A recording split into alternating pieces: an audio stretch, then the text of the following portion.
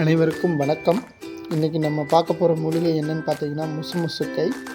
இது உடல் நலத்திற்கு மிகவும் ஒரு நல்ல ஒரு மூலிகையோடு சேர்ந்தது. நம்ம வயிறு சம்பந்தப்பட்ட பிரச்சனைகள், தலைவலி, இது போன்ற பிரச்சனைகளுக்கு இது ஒரு நல்ல தேர்வு. வாங்க இது எப்படி செய்யலான்னு பார்க்கலாம். ஃபஸ்ட்டு முசுமுசுக்கையை இந்த மாதிரி கிள்ளி நல்லா தண்ணியில் வச்சு அலாசிக்குங்க. அப்புறம் வெங்காயம் இந்த மாதிரி கட் பண்ணி வச்சுக்கோங்க. அப்புறம் கொஞ்சம் உளுந்தம்பருப்பு, கொஞ்சம் கடலைப்பருப்பு, கொஞ்சம் சீரகம், இது 3 எடுத்துக்கோங்க.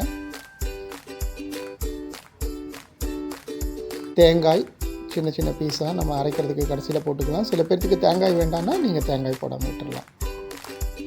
காஞ்ச மிளகாய், கொஞ்சம் இஞ்சி, கொஞ்சம் பூண்டு, இதுதான் தேவையான பொருட்கள்.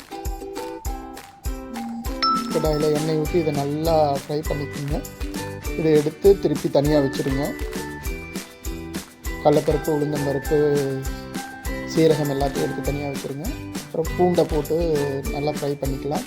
அப்புறம் காஞ்ச மிளகாய், கொஞ்சம் இஞ்சி, இந்த 3 போட்டு நல்லா ஃப்ரை பண்ணுவோம். நல்லா ஃப்ரை பண்ணியாச்சு பூண்டு, காஞ்ச மிளகாய். அடுத்து இதோட நம்ம ஆனியனை சேர்த்துக்கலாம். ஆனியன் நல்லா ஃப்ரை ஆகட்டும்.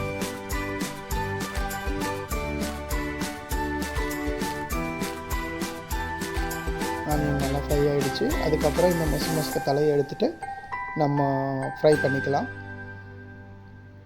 இது பார்த்திங்கனாவே மனம் ஒரு வித்தியாசமான மனம் தரக்கூடிய ஒரு மூலிகை இது. இந்த முசுமுசுக்கையோட மனத்தை வச்சே நம்ம கண்டுபிடிச்சிடலாம் இது முசுமுசுக்கை தலை அப்படின்னு சொல்லிட்டு. ஏன்னா சில மூலிகையில் பார்த்திங்கன்னா எந்த ஒரு ஸ்மெல்லும் இருக்காது. ஆனால் இந்த முசுமுசுக்கை தலை பார்த்திங்கன்னா நல்ல ஒரு ஸ்மெல் இருக்கும். இது பார்த்திங்கன்னா நம்ம கிராமத்தில் வேலியில் வளர்ந்துருக்கும். ஸோ நாங்கள் இதை வளர்க்குறதுக்கு எங்கள் வீட்டில் ட்ரை பண்ணோம். பட்டு அது முடியலை. ஆனாலும் வேலியில் இந்த முசுமுசுக்கை தலை நிறையா இருக்கும். தேவையான அளவு உப்பு சேர்த்துக்குங்க. கொஞ்சம் நம்ம புளி சேர்த்துக்கிட்டோம்னா நல்லாயிருக்கும். ஏன்னா புளிப்பு போடும்போது அதோட சுவையை நல்லா எடுத்து கொடுக்குற மாதிரி இருக்கும். ஸோ புளி கொஞ்சம் ஆட் பண்ணிக்கோங்க.